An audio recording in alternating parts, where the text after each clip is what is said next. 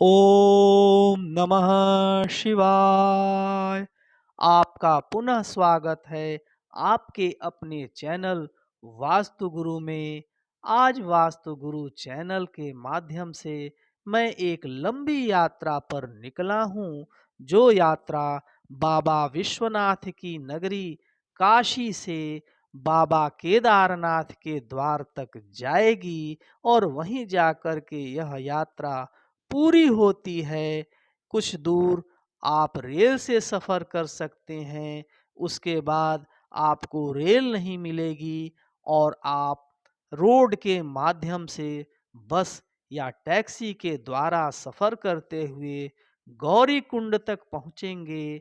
इस एपिसोड में मैं आपको गौरी कुंड की यात्रा कराऊंगा और गौरी माई के मंदिर का भी आप दर्शन करेंगे, जहां गौरी माई ने कठोर तपस्या की थी।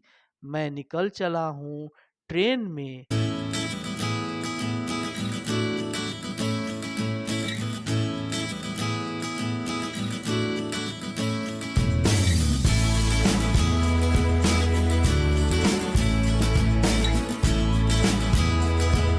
हम लोग हरिद्वार रेलवे स्टेशन पर उतर चुके हैं।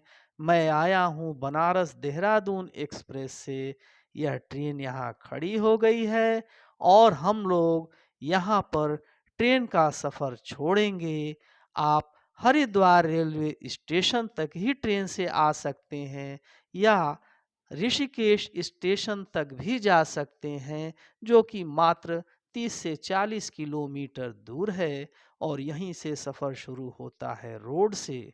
आप सड़क के माध्यम से देखिए, यह तीखे मोड़, यह सुंदर पहाड़ियाँ, बीच में माँ गंगा बहती हुई हैं और मटमैला रंग, मिट्टी का पानी घुला हुआ है इसमें।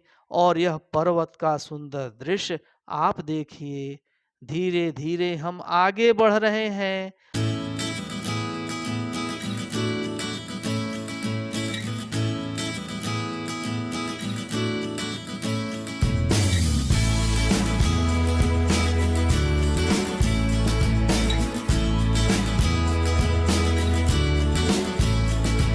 हम लोग धीरे धीरे आगे की तरफ बढ़ रहे हैं। यह मनोहारी दृश्य देखते हुए आप आगे बढ़िए।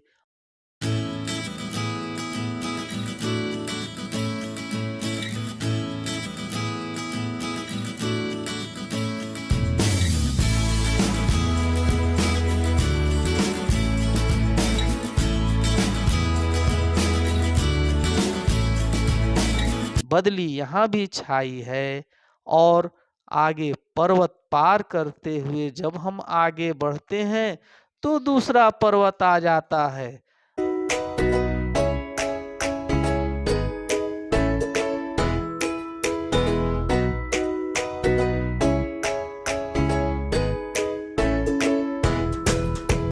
बाबा केदारनाथ को याद करते हुए हम आगे की तरफ बढ़ रहे थे। तीखी पहाड़ियाँ, धूप की रोशनी सीधे आंखों पर पड़ रही थी।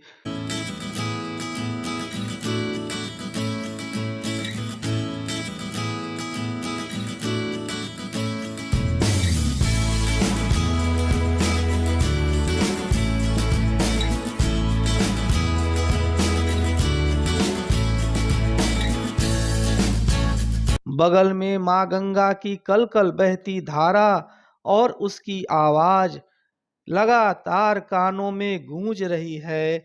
हम लोग एक छोटे से पुल को पार करके आगे बढ़ते हैं तो देखते हैं कि बहुत सारी कंस्ट्रक्शन के लिए गाड़ियां खड़ी हैं, जो कि रोड को चौड़ा करने का काम कर रही हैं। रास्ता धीरे धीरे पहले से पतला होता जा रहा है। बगल में पहाड़ का सुंदर मनमोहक दृश्य, तरह तरह के पर्वत दिखाई पड़ रहे हैं। हमारी यात्रा धीरे धीरे देवप्रयाग की तरफ बढ़ रही है। हम ऋषिकेश से आगे देवप्रयाग की तरफ बढ़ चले हैं। देवप्रयाग वही स्थान है जहाँ पर माँ गंगा का निर्माण होता है। एक तरफ से अलकनंदा जो बद्रीनाथ से आती हैं और दूसरी तरफ से भागीरथी जो गंगोत्री से आती हैं। दोनों का मिलन स्थल एक संगम पर होता है। वह संगम है देवप्रयाग। हम लोग धीरे धीरे देवप्रयाग की तरफ प्रस्थान कर रहे हैं।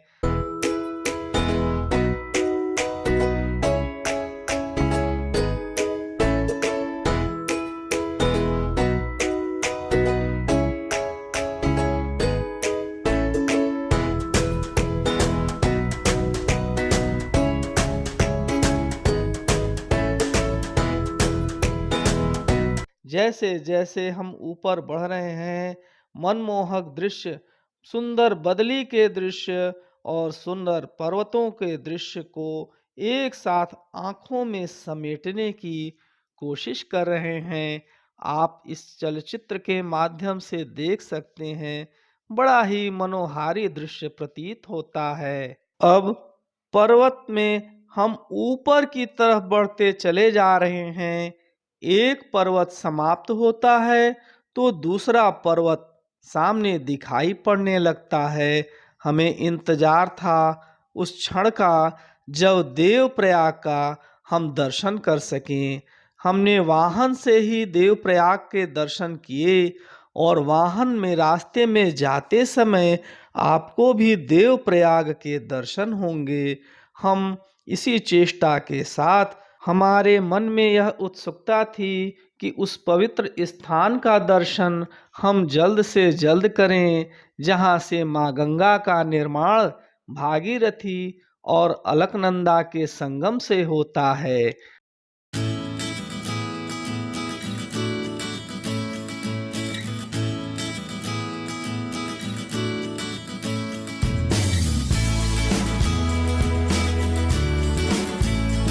रास्ते के बीच बीच में ढाबे भी मिलेंगे, जहां आप निवृत्त हो सकते हैं और हल्का जलपान ले सकते हैं। थकान के बावजूद एक पल भी झपकी लेने की इच्छा नहीं हो रही थी, क्योंकि ऐसा मनोहारी दृश्य का एक भी क्षण छूट जाए यह इच्छा ही नहीं थी। क्योंकि एक तरफ माँ गंगा का सानिध्य और दूसरे तरफ सुंदर पर्वत दिखने लगे थे। हम लोग आगे बढ़े और माँ धारी देवी का मंदिर दिखने लगा। उत्तराखंड की यह कुल देवी हैं। एक बार 2013 के प्रलय से पहले इस मंदिर को अन्यत्र ले जाने की चेष्टा की गई और अगले ही दिन महाप्रलय आ गया, जिसने संपूर्ण उत्तराखंड को त्रासदी में डाल दिया। यह उसी धारी देवी का मंदिर है और इस मंदिर के पास चल रही परियोजना को यथावत छोड़ दिया गया। फिर दोबारा इस मंदिर को हटाने की चेष्टा नहीं की गई। ऐसा माना जाता है कि माँ धारी देवी उत्तराखंड की रक्षा करती हैं, परंतु इनका सम्मान करना भी हम सब का कर्तव्य बनता है। धीरे धीरे माँ गंगा का वेग तेज होता जा रहा है और नदी का पाट चौड़ा होता जा रहा है। पर्वत की श्रृंखलाएं और भी सुंदर और मनोरम दिख रही हैं और तीखे तीखे मोड़, मनोहारी दृश्य, सुंदर मनोरम मौसम और केदारनाथ पहुंचने की उत्सुकता, इन तीनों का संगम भी हृदय में हो रहा था। हम लोग श्रीनगर की तरफ आगे बढ़ रहे हैं।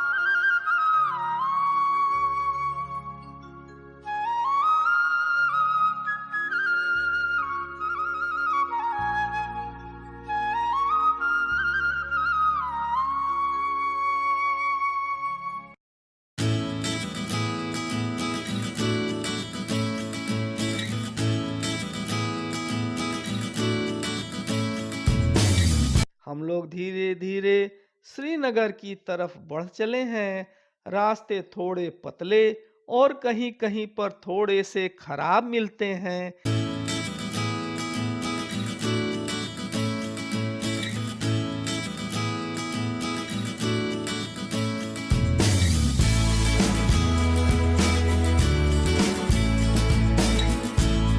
हम लोग धारी देवी के मंदिर से आगे बढ़कर इस पुल को पार करेंगे और इस पुल को पार करके नदी के दूसरी तरफ बने हुए सड़क से आगे बढ़ेंगे।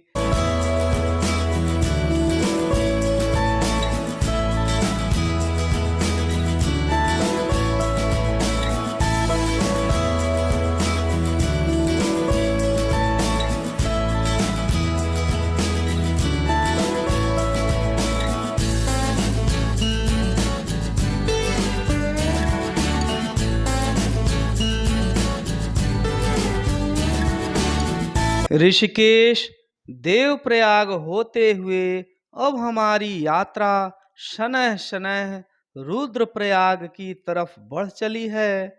रुद्रप्रयाग शहर भी दिखने लगा है। बड़ा ही सुंदर शहर है। बगल में मंदाकिनी नदी की कलकल करती धारा स्पष्ट रूप से दिखाई पड़ रही है। और यहाँ के लोग कितने भाग्यशाली हैं। रुद्रप्रयाग जहाँ दो नदियों का संगम होता है। ईश्वर की कितनी असीम कृपा है कि इस संगम का दर्शन भी प्राप्त हुआ। हम लोग धीरे धीरे तीखे मोड़ और घुमावदार रास्तों को पार करते हुए आगे बढ़ रहे थे। रास्ते में अटखेलियां करती हुई नदियां और छोटे मोटे पुल भी पड़ रहे थे। और सामने रेलवे का एक प्रोजेक्ट भी चल रहा है। टनल बन रहे हैं। भविष्य में रुद्रप्रयाग को ऋषिकेश से जोड़ने के लिए रेल मार्ग तैयार किया जा रहा है, जिससे लोग आसानी से रेल के माध्यम से यहाँ पहुँच सकें।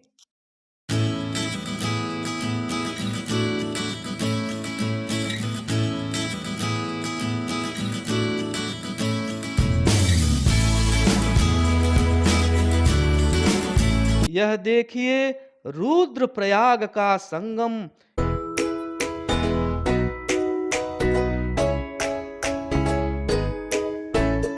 रुद्रप्रयाग जिले में स्थित अगस्त मुनि एक छोटा सा कस्बा है। यहाँ से केदारनाथ की दूरी मात्र 90 किलोमीटर रह जाती है।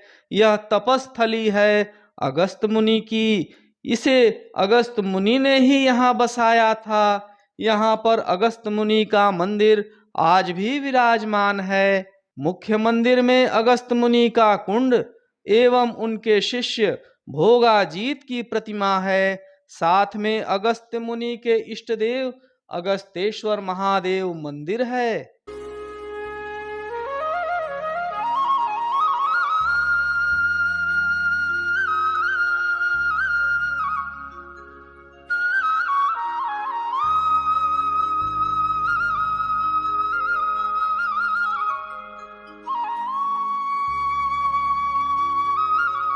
हम लोग शनैः शनैः आगे की तरफ बढ़ रहे हैं।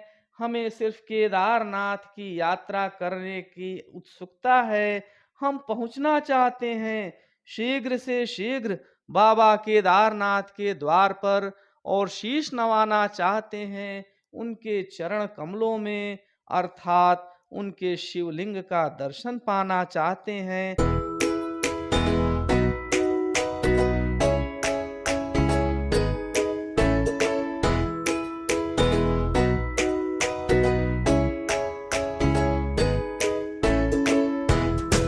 चंद्रपुरी, ऊखी मठ, गुप्त काशी तक हमारी यात्रा जाएगी। गुप्त काशी वह स्थान है जिसे उत्तराखंड का काशी कहा जाता है। यहाँ भगवान विश्वनाथ का भी मंदिर है। और आगे बढ़ने पर हम लोग नारायण कोटी, फाटा, सिरसी, रामपुर, सीतापुर होते हुए सोनप्रयाग की यात्रा कर रहे हैं। रास्ते बहुत ही जटिल हैं। अब रास्ता गुप्तकाशी से लेकर के सीतापुर और सोनप्रयाग का बहुत ही कठिन है।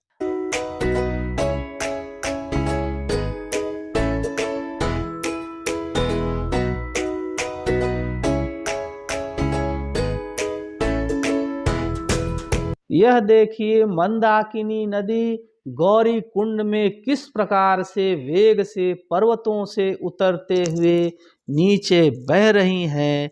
इसका शोर बहुत ही तेज है।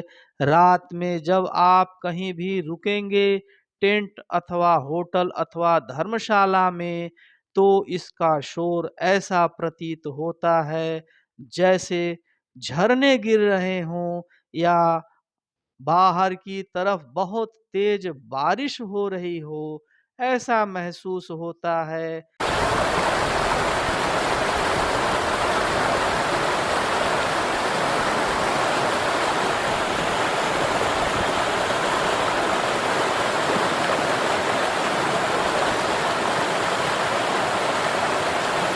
गौरी कुंड बहुत ही पवित्र स्थान है। मंदाकिनी नदी की कलकल बहती धारा के बगल में ही आपको रुकने के तमाम अतिथि गृह अथवा विश्राम गृह मिल जाएंगे। आप यहाँ पर रात्रि का विश्राम करिए।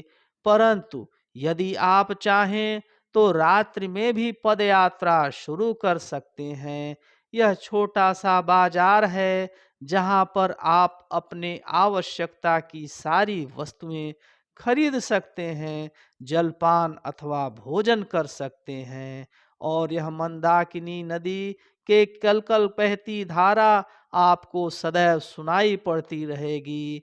चाहे दिन हो अथवा रात, आपका मन नहीं भरेगा, आपकी इच्छा नहीं होगी कि आप यहाँ से कहीं जाएं। सिर्फ निहारते रहें माँ मंदाकिनी की कलकल बहती धारा को। आप देखिए और अपनी आंखों में समेट लीजिए। यह जल बहुत ही शीतल है, जैसे बर्फ का पानी। आप पीछे देखिए, यह दृश्य माँ मंदाकिनी की धारा कितनी तेज और शीतल है, जिसमें स्नान करके आप अपनी यात्रा की सारी थकान दूर कर सकते हैं। मंदाकिनी नदी के ठीक किनारे गौरी माई का मंदिर स्थापित है। आप देख सकते हैं कि यहाँ कुछ कार्य भी चल रहा है। साथ में उत्तराखंड के पर्यटन विभाग द्वारा यह जानकारी लिखी गई है। यह जानकारी चारों दिशाओं में वर्णित है। इसमें आप स्पष्ट रूप से पढ़ सकते हैं। भगवान शिव को समर्पित केदारनाथ चार धाम यात्रा में तीसरे स्थान पर आता है। केदारनाथ 12 ज्योतिर्लिंगों में से एक है, जहां भगवान शिव स्थायी रूप से आवास करते हैं। यह हिंदुओं के लिए पवित्र स्थल है। माना जाता है कि शंकराचार्य ने स्वयं इस मंदिर का निर्माण 8वीं सदी में किया था। नंदी, जो पौराणिक कथानुसार भगवान शिव का वाहन है, की मूर्ति एक रक्षक के रूप में मंदिर के बाहर रखी गई है। यह माना जाता है कि कुरुक्षेत्र की महान लड़ाई के बाद पांडवों ने अपने मित्र एवं संबंधियों को मारने का दोषी महसूस किया। उन्होंने अपने पाप मुक्ति के लिए भगवान शिव की आशीर्वाद की आवश्यकता पड़ी। भगवान शिव मिलने के इच्छुक नहीं थे, इसलिए पांडव से बार बार बच रहे थे। उन्होंने बैल के रूप में केदारनाथ में शरण ली। पांडवों के द्वारा पीछा किए जाने पे उन्होंने जमीन में डुबकी लगाई, सतह पर अपना कुबड़ छोड़ दिया। भगवान के शेष चार भाग अन्य स्थानों पर दिखाई देते हैं, जिसमें हाथ तुंगनाथ में, पेट नाभि मदमहेश्वर में और लट के साथ मस्तक पर कल्पेश्वर में दिखाई देते हैं। वहां भगवान शिव की अभिव्यक्ति के रूप में पूजा की जाती है। उत्तराखंड पर्यटन विभाग के द्वारा और भी सूचनाएं दी गई हैं। साथ में अक्षांश और देशांतर भी बताया गया है और निकटतम पर्यटन स्थल या दार्शनिक स्थल को भी बताया गया है।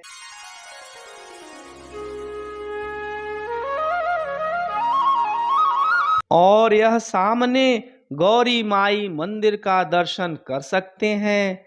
यहाँ माता पार्वती ने तपस्या की थी। यहीं पर गौरी कुंड में स्नान के बाद गौरी माई का दर्शन करके यात्रा का आरंभ किया जाता है। यहाँ आप पढ़ भी सकते हैं, लिखा हुआ है श्री गौरी माई मंदिर। माता पार्वती की साक्षात अनुभूति यहाँ होती है। यहाँ गौरी गणपति की पूजा का महत्व है और गर्भगृह में गौरी माई की मूर्ति स्थापित है। इसी कारण इस स्थान को गौरी कुंड के नाम से हम सभी जानते हैं।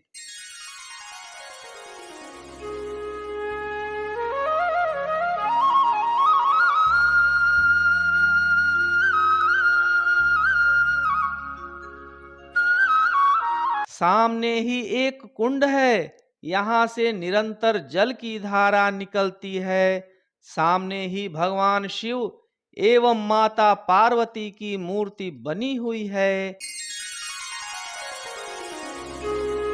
एक और मूर्ति जिसमें मां का वात्सल्य रूप भगवान गणेश को गोद में लिए हुए दिखाई पड़ता है। बगल में ही स्नान करने के लिए गौरी कुंड है। यहाँ का पानी इतना गर्म है कि स्नान करने के बाद सारी थकान मिट जाती है। आप रात में भी मंदाकिनी नदी की तेज धारा को सुन सकते हैं।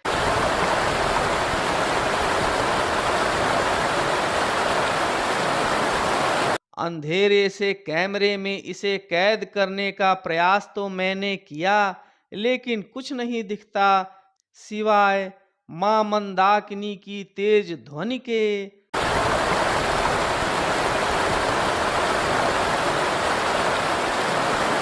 हम लोग बहुत देर तक मां मंदाकिनी की गोद में रात में भी बैठकर इस पावन और मन को अंदर तक पवित्र कर देने वाली आवाज को सुनते रहे। वहां से उठने का मन ही नहीं कर रहा था। रात के 9 बजे से ज्यादा का समय हो गया था और तापमान लगभग 11 डिग्री सेल्सियस के आसपास था। रात्रि में गौरी कुंड का छोटा सा बाजार मंदाकिनी नदी के ठीक ऊपर गलियारे के रूप में है। यहाँ देर रात तक चहल पहल बनी रहती है। नीचे से मंदाकिनी नदी की आवाज मन को आध्यात्मिक रूप से जागृत कर देती है। बाजार में छोटे छोटे होटल और गेस्ट हाउस भी हैं। गौरी कुंड के बाजार में आपको सादा भोजन अर्थात दाल चावल, कढ़ी, सादी सब्जी, मैगी, मोमोज आदि भी मिल जाएगा। ऊंचाई पर होने के कारण आपको लगभग 2 गुना मूल्य देना होता है, क्योंकि यहाँ सारी वस्तुएं नीचे से लाई जाती हैं, जिससे ट्रांसपोर्ट की लागत बढ़ जाती है। पैसा नकद अपनी आवश्यकता के अनुसार रख लीजिएगा, क्योंकि सोनप्रयाग में एटीएम मिलेगा।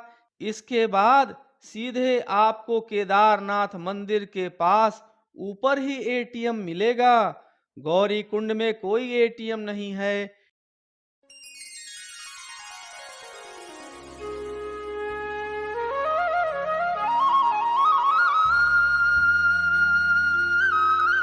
यहाँ सजावट की सारी सामग्री मिल जाती है, परंतु मंदिर की लकड़ी से बनी हुई प्रतिकृति ने तो मानो मन ही मोह लिया। इसे अपने स्मृति में सजोने के लिए आप इसे अपने साथ लेके जा सकते हैं।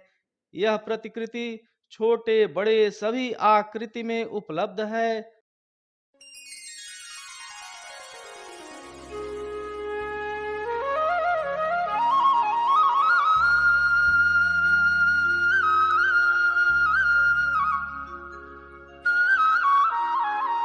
भोजनालय मेडिकल स्टोर, सभी आवश्यकता की वस्तुएं इस बाजार में आपको मिल जाएंगी।